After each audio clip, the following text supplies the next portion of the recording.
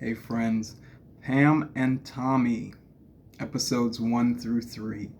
This show is a party. Are you watching? I mean, it's an all-out 90s night at the club. And I love that aspect of it. It's a lot of fun.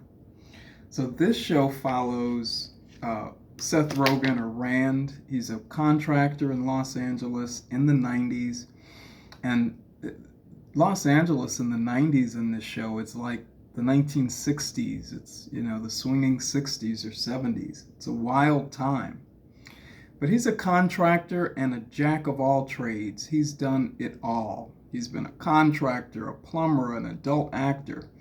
And, I lived in Los Angeles in the 2000s, and it's true, just to pay the rent out there and just to get by, you end up getting into everything that you can. But he's done with the small time life, guys. He's done. He's tired of working and being denigrated. And but his last or latest job, being a contractor, kind of collides him with two of the biggest stars in the world, and that is Pam and Tommy. So he's working on renovating Tommy's Malibu mansion. And when I saw this house, guys, I almost started moaning myself. I said, no wonder Pam was, screaming and hollering. It is a beautiful mansion. And he's kind of being a jerk. He's being an entitled rock star. Later on in the episodes, we kind of realize that Motley Crue and Tommy Lee, that 80s sound is starting to be replaced by Kurt Cobain and Nirvana and the alternative and grunge sound of the 90s. Kind of the music that I grew up on, Counting Crows and that kind of thing, and the Cardigans. When I tell you the soundtrack to this show is just incredible, I was dancing, I was singing along to certain songs. But, he's kind of past the height of his prime in terms of his rock stardom. He's still got his fame for being a bad boy, but, the music is starting to decline a little bit. When he meets Pamela Anderson, who is at the height of her stardom. I mean, Baywatch in the 90s, magazine spreads. Pamela Anderson was it. After Marilyn Monroe, there was no one until Pamela Anderson. We all know that.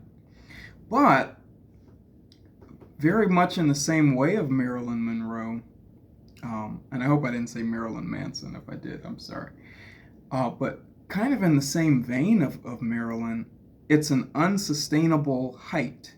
She's every man's fantasy. She's the hottest girl on the planet.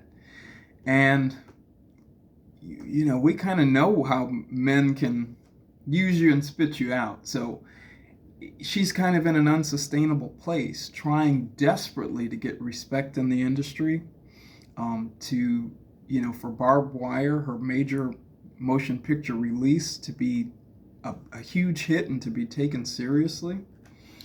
And so they're kind of at an interesting place, in their lives and their careers. But, they escape with one another when they meet in Cancun on one of Pamela Anderson's press runs. They take us along on this ride, and we go with them. And I tell you, I had so much fun. I was in my chair dancing along with them, singing, having a great time. Like I was saying, how much did they pay for this music?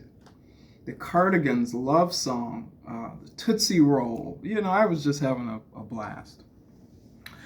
Getting back to our dare I say, hero, Rand. He kind of vows revenge against Tommy Lee after being stiffed on thousands of dollars on reno money, and he devises this scheme the scheme to break into his home, to Tommy Lee's mansion and steal his safe. There's going to be money and jewels, and it will at least recoup, our money. And I guess his hope was to make about $100,000. So he comes up with this harebrained scheme, and watching this, you say, I can't believe that this actually happened. First of all, I can't believe that the tape resulted out of, a reno job gone wrong. And I can't believe he actually went through with it and pulled it off. You have to be at the end of your rope. You know what I mean, guys? To really go through that and pull it off. But he does it by himself. He gets that safe into his truck and gets home. And there are jewels, there's money, there's guns, all kinds of stuff in this safe. But after a couple days, he finds a tape. And it is a tape of Pam and Tommy, making love. And the tape is intimate. We're able to see, the aftermath of them coming home from Cancun. They are in the throes of passion, getting to know one another. And the tape took place at a really intimate time. As those who have seen the tape and kind of know the story about it, that's what made it so salacious, is that it was such an intimate thing. But at the end of episode 1, he's found this tape and he's looking for a distributor.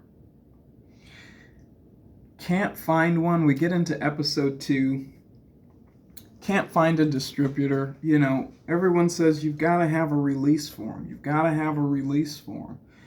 We're not going to get our pants sued off by Tommy Lee and someone says his clown car of Century City lawyers.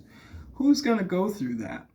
And so, Rand and his partner, and I don't know if the guy works at Vivid Entertainment or not, but Rand and his partner say, we've got to find a way to distribute this tape ourselves. And just through happenstance, getting ready to order a part for his estranged wife, a plumbing part, he gets an idea about anonymous distributing and the World Wide Web and how folks, can share their information with you and receive the product. He calls himself a self-styled inventor and all of these different things. And as the show goes on, as much as I didn't really like him, Rand, at the beginning of the show, he is actually all those things he purports to be. He's actually a smart guy. The idea to use the internet in 96, 97 to distribute, the tape is revolutionary.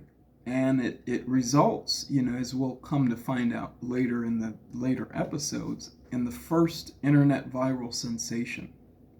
So he's doing all he can to damage the reputation of Tommy Lee and Pamela Anderson by extension.